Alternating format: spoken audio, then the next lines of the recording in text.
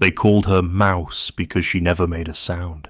In the manor kitchens of Dunwell Hall, she scrubbed floors and fetched firewood, her bare feet silent on the stone like breath on glass.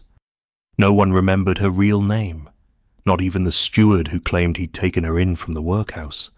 She'd been mute since birth, they said, though whether from curse or cruelty, none could say.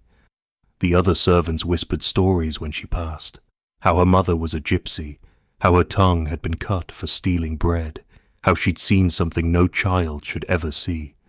But Mouse never flinched. She kept her head bowed, her motions careful, and her tasks complete. Only the cook treated her kindly, slipping her warm buns on cold mornings, brushing her cheek once, like a daughter. At night, Mouse slept in a corner near the scullery door, her bed a nest of old grain sacks. And yet, beneath the dirt and silence, her eyes held something, alertness, longing, something unbroken. Then one day, the man came. He arrived not in a carriage but on foot, pulling a cart of wooden figures under a tattered canopy. His clothes were worn but colourful, and a long scar curved across his temple like a question. The Puppeteer, the children called him. He set up in the village square, and when the manor folk walked down on a Sunday, Mouse followed at a distance. She crouched near the back of the crowd, knees muddy, heart thudding as the marionettes danced and bowed. The Puppeteer spoke for them in strange, lilting voices, some merry, some sad, all alive in a way Mouse had never seen. But it wasn't the magic of it that made her rise to her feet. It was the one puppet, shaped like a girl in a servant's dress, with a ribbon around her throat and a gaze full of secrets. When it looked her way, Mouse didn't breathe. It tilted its wooden head as if to say, "I know you." That night, Mouse crept from the manor and followed the dim glow of his lantern through the trees, barefoot and shaking. She didn't know what she would do. She only knew someone had spoken her without needing words, and for the first time in her life, she wanted to be seen. He was mending a puppet's arm when he saw her, mud-streaked, barefoot, barely more than a shadow at the edge of the trees. He said nothing, only held her gaze for a moment longer than most would, then nodded toward the fire. Mouse hesitated, but her hunger and something deeper, something like need, drew her close. He offered a crust of bread, not with pity, but with casual expectation, as if he always had enough for one more. She took it, ate without thanks, though her eyes shimmered with the apology she couldn't speak. The Puppeteer, whose name was Cormac, turned back to his work, and Mouse watched. His hands moved with reverence over the cracked wooden limbs, retying strings, brushing dust from painted cheeks. There were dozens of them, puppets of all shapes and sizes, kings and milkmaids, wolves and children, even a bird with wings of blue velvet. His cart was a travelling world, and Cormac its quiet god. When he spoke, it was softly, almost to himself. Stories live in silence too, you know. Not every voice needs a tongue. Mouse didn't understand how he knew, but her breath caught. He handed her a brush, pointed to a puppet with flaking paint, and she began. Slowly, over days, she returned to his fireside again and again, never asking, never invited, but never turned away. Cormac gave no orders, only tools.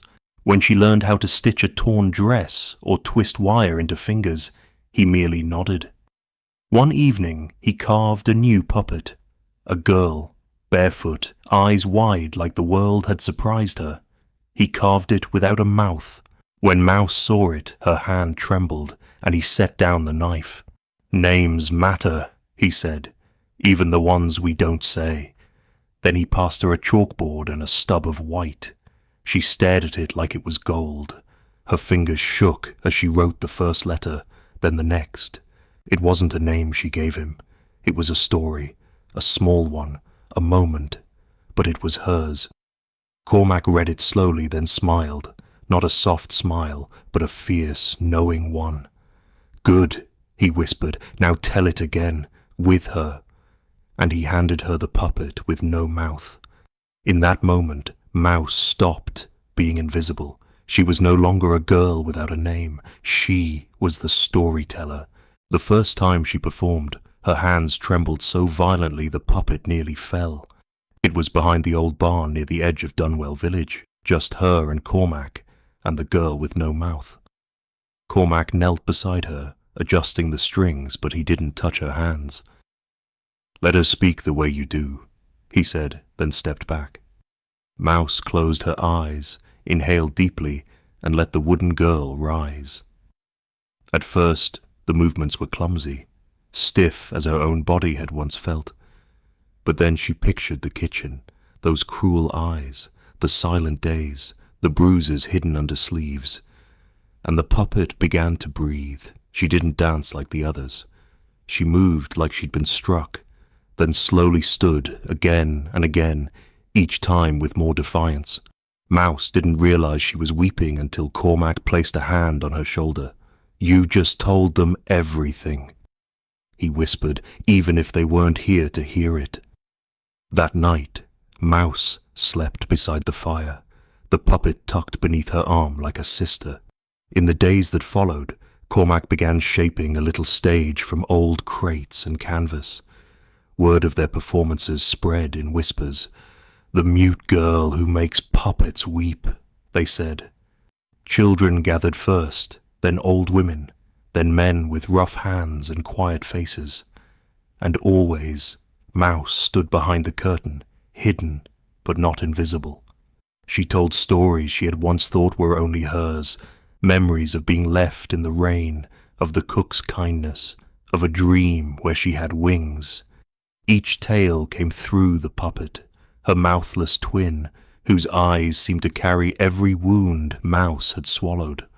One evening, as the crowd clapped gently, a young girl broke from her mother's grasp and placed a daisy on the puppet's foot. Cormac watched it all from the edge, arms crossed, eyes unreadable. Later, by lantern light, he showed her how to sew emotion into thread, how a tilt of the head could say, "I'm sorry," how a trembling hand could whisper, "Don't leave me." Mouse listened with fierce attention, memorizing every subtlety. "You don't need to scream to shake the world," he told her. And she believed him. For the first time, she believed she was more than a girl who had been broken and forgotten. She was the voice behind the curtain, and every soul watching had started to hear her. They noticed her absence by the fourth Sunday. The steward barked questions when his fire wasn't lit before dawn, and the kitchen maids grew quiet when her name was mentioned. They had grown used to Mouse's silence, to the way she moved like air through the hallways, useful, unseen. But now, in her absence, something felt missing. The cook, who had always known more than she let on, said nothing. But one morning, she found a daisy tucked behind her flour sacks, the same kind that now adorned the foot of the mute puppet in the village square. That evening, a stable boy came back from the market wide-eyed, swearing he'd seen Mouse performing with a puppet that looked like her soul had stitched it together. "She's not just making them move," he said. "She's telling things we ain't allowed to say." Word crept up the manor's stone staircases, slipped under the doors of parlours and drawing rooms. Lady Dunwell herself sent for the steward and asked if there was any truth to the rumours. He scoffed. "She's mute, my lady. She wouldn't know how to tell a tale if it was carved on her back." But later that night, the steward rode down to the village himself. He stood in the back of the crowd, arms crossed, watching Mouse from the shadows as she lifted her puppet into the light. Tonight, the story was a quiet one. A girl with no voice finding a friend who handed her the stars, one string at a time. There was no anger in it, no accusation, just warmth that refused to die. The steward watched her fingers move and remembered a day long ago when he'd found her in the workhouse, eyes wild with grief and hunger. He hadn't meant to be cruel. He'd only meant to survive. But as the crowd applauded and coins dropped into Cormac's wooden box, the steward turned and walked away. Something bitter caught in his throat. Back at the manor, the cook prepared an extra bundle of bread and wrapped it in cloth. She didn't say where it was going, only left it by the side door where the scullery girl once slept. And in the square, Mouse stood taller, eyes lifted toward the stars that she'd once thought were only for others. The world was watching now, and not just to be entertained. They were beginning to understand. It was meant to be a simple performance. Children at the front, elders leaning on walking sticks, a hush falling over the village square as the makeshift curtain lifted. Mouse stood behind it, fingers ready, the puppet with no mouth dangling like a memory made of wood and thread. Cormac played his dulcimer softly, a sound like water rippling through stone, and the story began. This one was new, about a girl who wandered into a storm, not to escape, but to find something the world had taken. The puppet moved with longing, arms reaching toward invisible winds, knees buckling in sorrow, then rising. The crowd leaned in.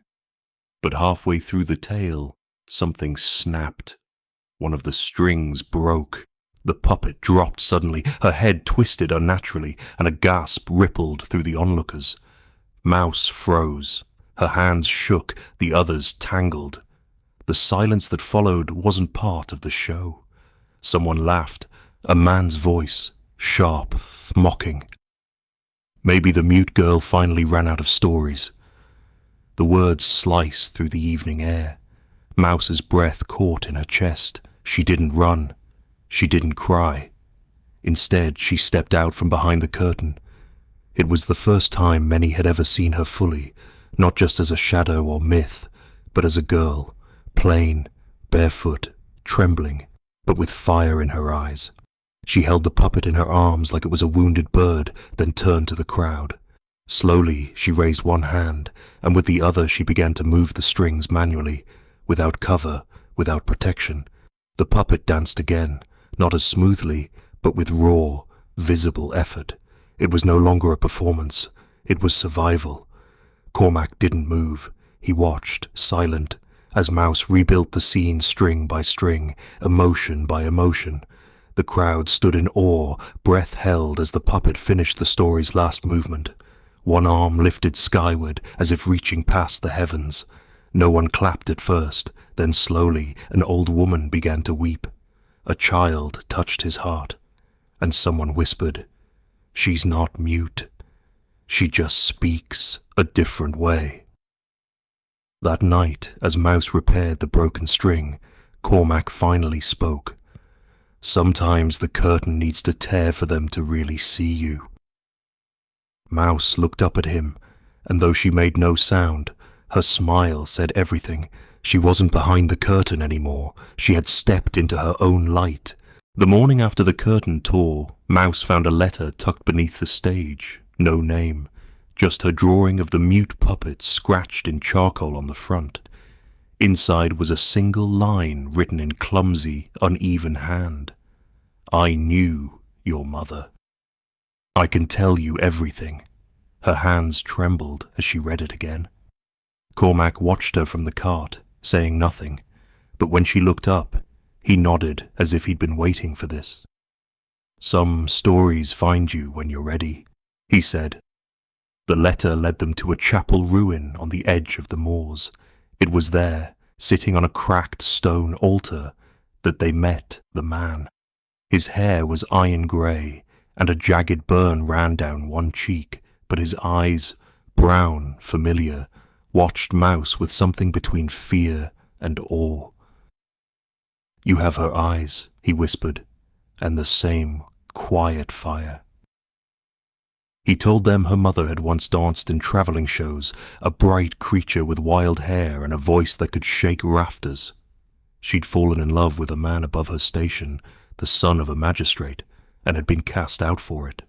"They silenced her," he said, voice cracking, "but she never stopped telling stories. She just found other ways." Then he reached into his coat and pulled out a ribbon. faded red, frayed at the edges, with tiny golden bells sewn to one end. She wore this the night she vanished. Said she'd return with a child who'd never need a voice to be heard. Mouse reached out with trembling hands, brushing the fabric like it was made of flame. The bells jingled, soft and holy. Cormac didn't speak, didn't interrupt, but his fingers closed gently around her shoulder. Later, as they walked back to the village, Mouse didn't stop holding the ribbon. That night, she crafted a new puppet, a dancer, barefoot, arms raised towards sky, a ribbon tied around her wrist. She didn't write a script. She let the puppet move how it wanted, and the story it told made every soul in the square cry in silence. When it ended, Mouse stepped forward, held up the ribbon, and pressed it to her chest. She hadn't found her mother, but she had found her truth, and in front of everyone, she gave it life. Not with words, with story, with movement, with everything silence had taught her to carry. He arrived without warning, seated in a polished black carriage that bore the Dunwell crest like a threat. Villagers stopped mid-step, hats removed, eyes lowered. Lord Percival of Dunwell, known more for his pride than presence, had not visited the square in years, but word had reached the manor of a girl with no voice, of a puppet that made grown men weep, of stories told that bore uncomfortable truths. Mouse did not see him at first. She was tying the strings to her newest creation, a tall figure with a chain around its wrist and a key tucked beneath its ribs. Cormac whispered low, "He's come to reclaim his narrative. Don't let him." Mouse didn't flinch. The show began. The puppet rose slowly, dragging its feet as though burdened by something unseen. Then, with the tilt of her hand, it reached into its chest and drew out the key, not to escape, but to unlock another figure hidden in the dark, a child caged in fear. Together they danced, slow, painful, powerful. Lord Percival sat rigid, his cane clenched like a weapon. He saw what she was saying. The whole crowd did. That the powerful rewrite stories. That silence isn't always consent. That chains can be invisible. When the show ended, no one moved. And then the Lord stood, walking through the stunned crowd until he stood before Mouse. She kept her eyes on the puppet, not daring to look up. "Your mother was a liar," he said, voice dry as old parchment. "And if you say another word about this nonsense, I'll see you thrown back into the mud you came from." Cormac stepped forward, but Mouse lifted her hand, steady, calm. Then slowly, she picked up the puppet with the chain and held it out. Lord Percival recoiled, disgusted. "You dare mock me with toys?" She shook her head. Then she pointed to the crowd, to the girl clutching her mother's shawl, to the old man with tears on his cheeks, to the baker's wife who clutched her chest like the truth had cracked her open. Then Mouse laid the puppet gently at the Lord's feet, not as defiance, as a mirror. Percival left in silence. No guards, no threats, just the sound of carriage wheels fading into a square that now stood taller. That night, someone etched words into the side of her stage. The girl without a voice just taught the whole town to speak. The flames began just after midnight. Cormac smelled the smoke first, the acrid bite of something unnatural, too sharp for a hearth, too bitter for accident. He burst from his bedroll as the cart blazed orange against the night, puppets igniting like souls torn from breath. Mouse awoke to shouts and ran barefoot toward the square, her heart pounding, her lungs seizing. Villagers were already gathering, but no one dared touch the blaze. It licked upward as if fed by more than wood, rage, perhaps, or revenge. By the time they doused it with buckets from the well, it was too late. The stage was gone. The puppets, her stories, her sisters, nothing but blackened limbs and scorched paint. Mouse stood before the wreckage, knees trembling. She didn't cry, she didn't move. not until the cook from Dunwell Hall pushed through the crowd and wrapped a shawl around her shoulders, whispering, "They may burn wood, child, but they can't burn truth." Cormac emerged with soot on his hands and eyes too bright. "We start again," he said simply. "Ash makes the soil richer." But Mouse didn't nod. She walked straight to the centre of the ashes and knelt, her fingers sifting through charred remains. Then she found it, the tiny ribbon from her mother's puppet, blackened at the edges but intact. She clutched it to her chest and finally, let her tears fall. The villagers didn't leave.